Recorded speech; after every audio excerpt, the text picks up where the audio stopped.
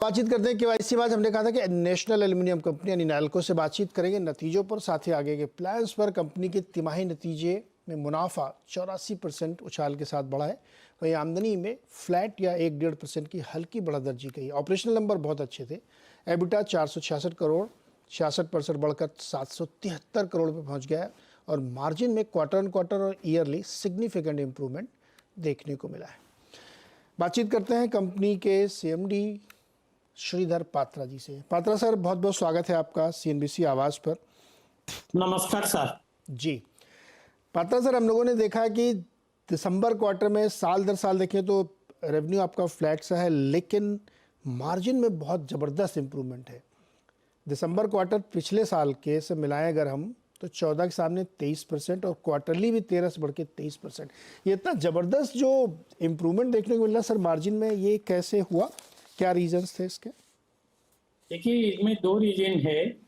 आप देखेंगे जो एलएमई प्राइस क्वार्टर 2 और क्वार्टर 3 में जो एलएमई प्राइस था, क्वार्टर 2 में 2155 था और क्वार्टर 3 में 2190 था। लेकिन हमारा जो सेल्स रियलाइजेशन क्वार्टर 2 में 2272 था और क्वार्टर 3 में 2277 था। मोर और लेस देखेंगे तो दोनों क्वार्टर में एलएमई प्राइस से जबरदस्त ज्यादा है हमारा जो सेल्स प्रोसीजर में। और हमारा जो उत्कल D&E कोल माइंस अभी ऑपरेशन हो गया।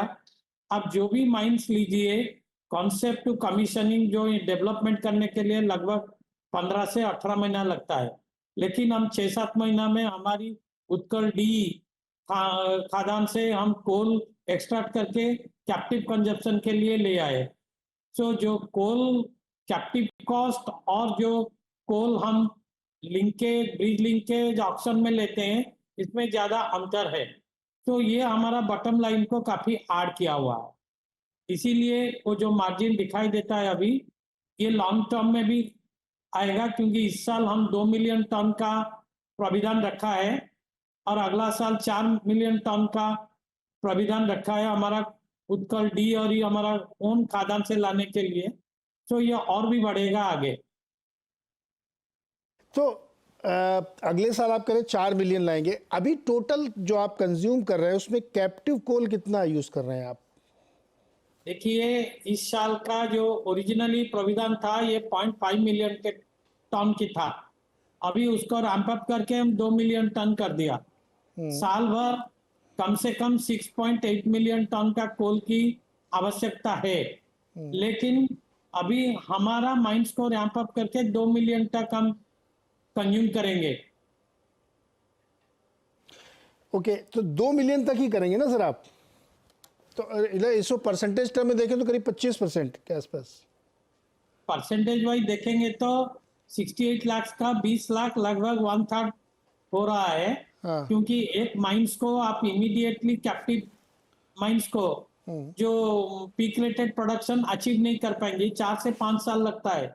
लेकिन नाल्को ने 6-7 महीना में प्रोडक्शन स्टार्ट करके 0.5 मिलियन टन के अगेंस्ट में 2 मिलियन टन रैंप अप करके इस साल प्रोडक्शन करने के लिए प्रचेष्टा जारी है। एंड अभी तक 1.2 मिलियन टन ऑलरेडी प्रोडक्शन हो गया है और उम्मीद है हम 2 मिलियन टन मार्च के अंदर प्रोडक्शन करेंगे। ओके, 2 मिलियन तक लेंगे। तो पाता सर, फिर ये जो 23% का मार्जिन है, मैं एक्सपेक्ट करूं कि इसको भी आप इंप्रूव कर लेंगे फिर? देखिए, मार्जिन में दो असर आता है। एक एलएमई का सेलिंग प्राइस क्या है, हाँ। और जो input cost power one of the cost by एक ही एलिमेंट है। इसमें दूसरा एलिमेंट भी है जो हमारा एल्यूमिना कॉस्ट, जो हमारा एल्यूमिनियम फ्लोराइड कॉस्ट, ये सब भी है। इसके ऊपर it is a supply demand के फोर्स के हिसाब में मार्केट में अवेलेबल होता है। सो अभी कुछ प्रेडिक्ट नहीं कर पाएंगे, लेकिन ये उम्मीद है Q4 में और बेहतरीन प्रोडक्शन करने के लिए। तो आपने 3 चीज़ें बताई पात्रा सर, प्राइस, डिमांड और फ्यूल कॉस्ट। अब इसमें एक एक करके मैं आपसे समझता हूँ। एल्यूमिनियम और एल्यूमिना के प्राइस बॉटम आउट होते हुए दिख रहे हैं सर, तो ये तो अब ऊपर की तरफ ही जाएंगे। देखिए, अभी आप देखेंगे एल्यूमिनियम जो प्राइस है, ये एलएमई का प्राइस प्रिवेल करते हैं, लेकिन सप्लाई डिमांड के ऊपर निर्भर करता है।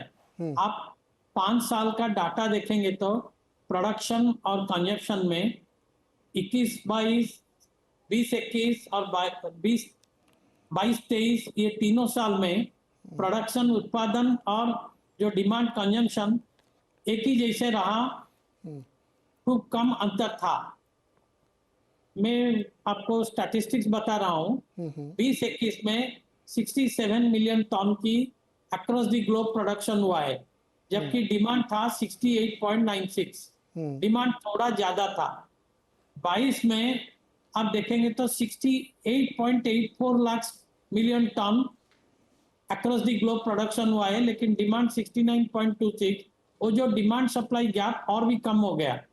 और 23 में 70.68 मिलियन टन प्रोडक्शन हुआ था विश्व में, और डिमांड 70.05 और भी कम हो गया। अभी ये जो फोरकास्ट है फाइनेंशियल एनालिसिस के द्वारा, 26 और 25 में प्रोडक्शन लगभग 71 to 73 मिलियन टन रहेगा और डिमांड भी 69 to 70 रहेगा। तो ये डाटा जो फोरकास्ट हुआ है, ये प्रेडिक्शन है। ये प्रेडिक्शन सच होगा तो डिमांड से प्रोडक्शन ज्यादा होगा। सर, जब price is determined based on supply and demand curve में, तो सप्लाई ज्यादा होगा, प्रोडक्शन ज्यादा होगा, तो ये प्राइस में थोड़ा प्रेशर रह सकता है। लेकिन हमारा ये उम्मीद है, नाल्को की प्रोडक्शन 4,60,000 टन है और हमारा 4,60,000 टन भारत में बेचने के लिए कोई तकलीफ नहीं है, क्योंकि हमारी जो लॉन्ग टर्म एमओयू हम साइन करते हैं सेकेंडरी इंडस्ट्री के साथ, ये हमारा निरंतर प्रयास है और उनका सिक्योरिटी, रॉ मटेरियल सिक्योरिटी के लिए हमारा एमओयू साइन करेंगे। सो हमारा 4,60,000 टन बेचने के लिए कोई तकलीफ नहीं होगा।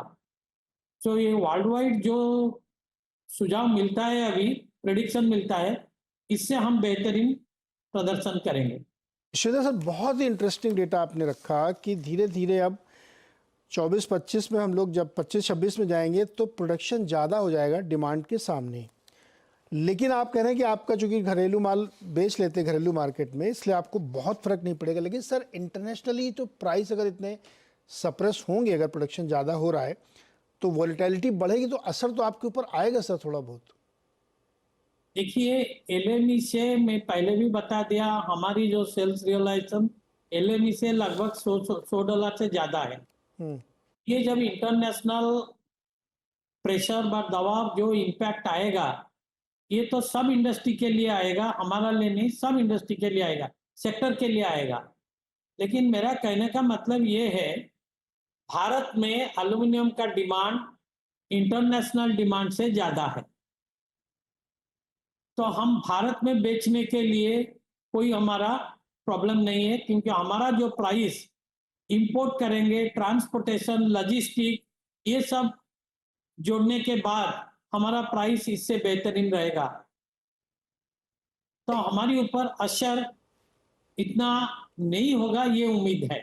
तो अब इतनी बातचीत में मुझे ये समझ में आ रहा पात्रा सर, आप ये कह रहे हैं कि घरेलू डिमांड भारत की ज़्यादा है एज़ कम्पेयर टू ग्लोबल, तो भले ही प्रोडक्शन दुनिया में बढ़ रहा हो लेकिन आप अपना माल बेच पाएंगे, और चूंकि आप अपना कैप्टिव कोल ज़्यादा यूज़ करेंगे इसलिए आप वो मार्जिन भी मेंटेन रख पाएंगे, ये आप कह रहे हैं सर? हाँ, राइट। अब मुझे ये बताइए सर कि अगर हम, चूंकि आप इंडस्ट्री वेटरन हैं, अगर पूरे non ferrous metal sector as a whole देखें तो ये तो बहुत वोलेटाइल रहने वाला है, और ये डिमांड क्यों नहीं आ रही, कहाँ से सप्रेस हो रही डिमांड? देखिए, जो नॉन फेरस मेटल है, लगभग ये एक ट्रेंड है, 5 से 7 साल तक एक ट्रेंड कंटिन्यू करता है। कब डिमांड ज्यादा है, कब सप्लाई ज्यादा है, लेकिन सप्लाई कैपेसिटी ऐसे हर साल बढ़ते रहेगा, ऐसे उम्मीद करना भी नामुमकिन है, क्योंकि एक प्लांट कमीशन करके एस्टेब्लिश करने के लिए 4 से 5 साल लग जाता है। तो अभी जो प्लांट ऑपरेशन हुआ है, इसको आधार पर ये प्रेडिक्शन है। एंड अभी देखिए, जो यूक्रेन वार, उसके बाद जो ब्रिटिश का इंपोजिशन हुआ है, दे रसिया प्रोडक्ट नहीं लेंगे, ये सोच के और भी डिमांड बढ़ सकता है। ये प्रेडिक्शन है। प्रेडिक्शन कितना दूर सच होगा, ये भी कोई प्रेडिक्ट नहीं कर पाएंगे। ये प्रेडिक्शन है। इंटरनेशनल मार्केट में प्रोडक्शन ज्यादा रहेगा, तो डिमांड इससे ज्यादा ना होगा इसके कोई कारण नहीं है। देखिए भारत में रेल कोच उन्होंने एल्युमिनियम यूज करने के लिए शुरू कर दिया। कंस्ट्रक्शन पात्रा सर ये बताइए कि आप ये कह रहे हैं कि चूंकि एलएमई की वजह से फर्क पड़ रहा है और डिमांड उतनी ज़्यादा नहीं है, सप्रेस रहेगी, और ग्लोबली चूंकि प्रोडक्शन बढ़ रहा है। अब मुझे एक चीज़ बताइए, यहाँ पे कॉन्टेक्स्ट में डालिए। एक खबर हमने ये भी सुनी थी कि यूरोप में कार्बन टैक्स लग रहा है, तो बाकी जो डोमेस्टिक प्लेयर्स हैं उनके लिए थोड़ा मुश्किल आने वाली है, तो वो भी घरेलू मार्केट ज़्यादा फोकस करेंगे। और दूसरा ही चूंकि एक और इंटरनेशनल प्रॉब्लम चल रही है, रेड सी वाली क्राइसिस, इसका क्या असर होगा? देखिए European continent carbon tax impose करने के लिए सोचते हैं, हाँ, लेकिन उनका कंजम्पशन कितना है अक्रॉस द ग्लोब देखेंगे तो ये वेरी इनसिग्निफिकेंट पोर्शन है। और अभी तक वर्ल्ड में ग्रीन एल्युमिनियम प्रोडक्शन ऐसे काफी क्वांटिटी नहीं हुआ है, दे थोड़ा बहुत इंपोजिशन होगा तो इसका असर आ जाएगा, क्योंकि एल्युमिनियम सेक्टर जो पावर कंजम्पशन होना चाहिए ये फार्म पावर होना चाहिए। अब सोलर हो कि विंड पावर हो, इसमें से लेकर आप एल्युमिनियम सेक्टर स्मेल्टिंग प्लांट चला नहीं पाएंगे। इसको आप स्टोरेज बेस करके करेंगे तो 9 रुपया 10 रुपया आ जाएगा, तो ये सेक्टर ही वायबल नहीं होगा। ये एक प्रयास है, हम ग्रीन एल्युमिनियम प्रोड्यूस करना चाहेंगे, हम भी कोशिश कर रहा हूं। तो सब एक और सवाल, लास्ट क्वेश्चन, कि आप लोग थोड़ा डाइवर्सिफाई कर रहे हैं लिथियम की तरफ, उसके क्या प्लान्स हैं? अर्जेंटीना में कुछ प्लान्स चल रहे हैं आप लोगों के?